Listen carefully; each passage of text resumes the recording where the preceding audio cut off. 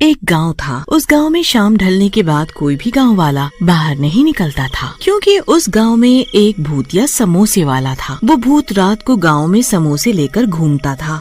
उसके समोसे की खुशबू पूरे गांव में फैल जाती थी। खुशबू से गांव वाले आकर्षित होने लगते थे और अपने घरों से बाहर आ जाते थे। वो भूत उन्हें उठाकर अपने समोसे की दुकान पर ले जाता था और उन्हें मार देता था। इसीलिए गांव वाले अपने अपने घरों की खिड़कियां और दरवाजे रात को अच्छे से बंद रखते थे, ताकि समोसों की खुशबू अंदर न आए। एक दिन राजन शहर से 18 साल बाद अपने गांव लौटा था।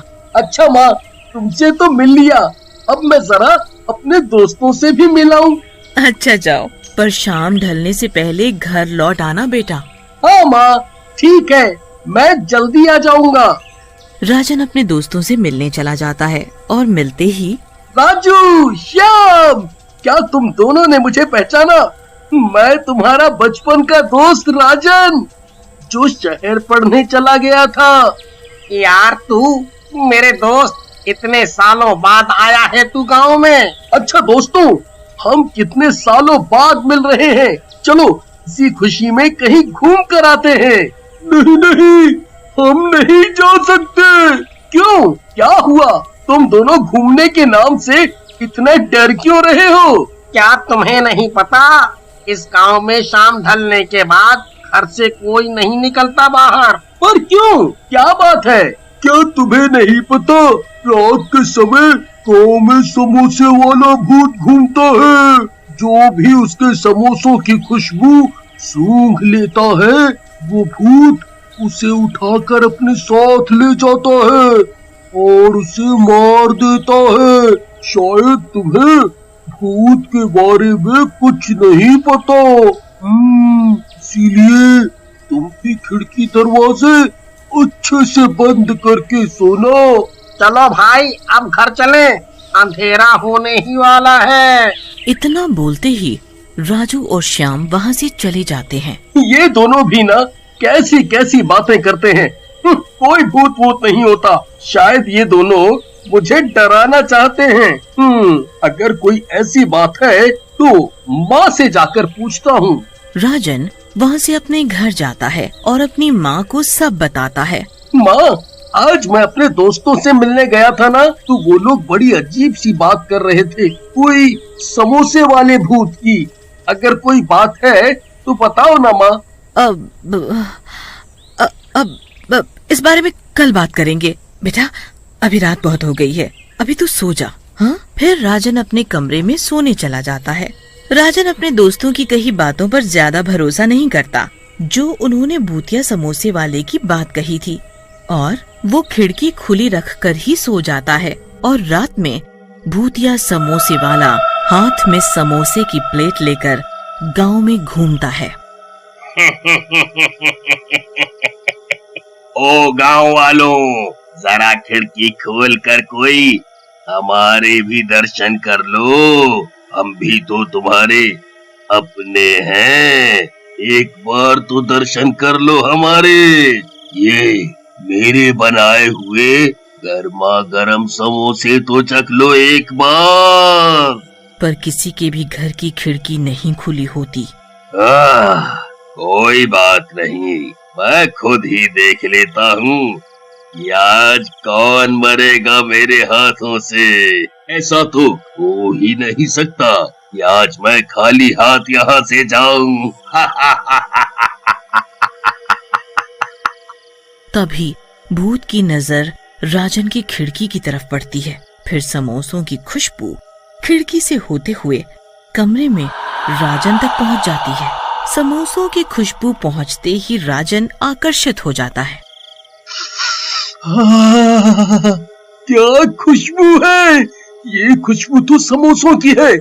खुशबू इतनी अच्छी है, खाने में तो और भी स्वाद हो गया, स्वाद। राजन खुशबू के साथ साथ बाहर आने लगता है, और राजन जैसे ही घर से बाहर आता है, वो समोसे वाला भूत उसे पकड़ लेता है और उसे अपनी समोसों की दुकान पर उठाकर ले जाता है। आज का शिकार मिल ही गया। ये सब देखकर राजन डर से थर थर कांपने लगता है और पसीना पसीना हो जाता है। मुझे मत मारो, मुझे जाने दो। मुझसे बहुत बड़ी गलती हो गई जो मैंने अपने दोस्तों की बात नहीं मानी और खिड़की खोलकर सो गया। मैं तुम्हारा सारा काम कर दूंगा, झाड़ू, पोछा, बर्तन, जो कराना चाहते हो करा लो, पर मुझे जाने दो, मुझे जाने दो। नहीं नहीं, बिल्कुल नहीं। अब कोई फायदा नहीं। जब तक मैं पूरे गांव वालों को अपने इन हाथों से नहीं मार देता, तब तक मुझे नहीं मिलेगा। राजन भूत के आगे बहुत गिड़गिड़ाता है, पर भूत के आगे उसकी एक नहीं चलती। जैसे ही वो अपने लंबे लंबे नाखून उसके सीने में घोंपने वाला होता है, तभी उस भूत को राजन के गले में पड़ा ताबीज दिख जाता है और भूत ताबीज देखकर चौंक जाता है। ये ताबीज तुम्हारे गले में कैसे आया? ये ताबीज मेरे पिताजी की आखिरी निशानी है। माँ ने बताया था जब मैं बहुत छोटा था तब मेरे पिताजी ने मुझे ये ताबीज पहनाया था, पर वो अब इस दुनिया में नहीं है। ये बात सुनते ही भूत की आंखों में आंसू आ जाते हैं। ये ताबीज मेरा है और मैं तुम्हारा पिता हूँ। मैं कुछ समझा नहीं। राजन को कुछ भी समझ नहीं आता। तब भूत पूरी बात बताता है कि कैसे वो भूत बना। बेटा, आज से बहुत साल पहले गांव में मेरी समोसे की दुकान हुआ करती थी। मेरे समोसों के चर्चे दूर दूर तक फैले हुए थे। एक दिन सरपंच के बेटे ने भी समोसों की दुकान मेरी दुकान के बिल्कुल सामने खोल ली, पर उसके बनाए समोसे स्वादिष्ट नहीं थे और बासी भी बहुत थे। इस वजह से सभी उसके बनाए समोसे नहीं खरीदते थे। मेरे बनाए समोसे ताजा और स्वादिष्ट होते थे और उसकी खुशबू से ही लोग अपने आप मेरी दुकान पर खींचे चले आते थे और कई समोसे खा जाते थे और तो और अपने घर के लिए भी रखवा कर ले जाते थे। इस वजह से सरपंच का लड़का मुझसे बहुत चिढ़ता था। एक दिन उसने मुझे रास्ते से हटाने की योजना बनाई और चुपचाप मेरी दुकान में आग लगा दी और दुकान के साथ मुझे भी जलाकर मार दिया और मैं भूत बन गया। तब जब तक मैं उसे मार नहीं देता मेरी आत्मा को शांति नहीं मिलेगी। पिताजी, अगर आपकी मौत सरपंच के बेटे की वजह से हुई है तो आप गांव वालों को क्यों मार रहे हो? बेटा, जब मेरी दुकान में आग लगी थी तब किसी ने भी मेरी मदद नहीं की। सभी खड़े खड़े देख रहे थे बस। इसलिए मैं इन सबको मार दूंगा, पर मैं अभी तक सरपंच के बेटे को मारकर अपना बदला नहीं ले पाया, क्योंकि वो अपने घर को हमेशा बंद रखता है, कभी भी बाहर नहीं आता। पिताजी, मैं इसमें आपकी मदद कर सकता हूँ, पर आप मुझसे वादा करो कि आप गांव वालों को नहीं मारेंगे। भूतिया समोसे वाला राजन की बात मान लेता है और फिर राजन पूरी योजना बनाता है कि कैसे सरपंच के लड़के को घर से बाहर निकाला जाए। योजना के हिसाब से एक दिन राजन चुपके से सरपंच के घर की खिड़की पर समोसे से भरी प्लेट रखाता है। कुछ देर बाद सरपंच का बेटा समोसे की खुशबू से आकर्षित हो जाता है और घर से बाहर आ जाता है। अब मैं तुझे मार कर अपना बदला लूंगा। पर तुम मुझे मारना क्यों चाहते हो? और इस राजन को तो तुम कुछ भी नहीं कर रहे हैं। क्योंकि तुम मेरे कातिल हो। तुमने मुझे मारा है, इसने नहीं, और गांव वाले भी निर्दोष हैं। मैं और तुम्हारा कातिल? कौन हो तुम?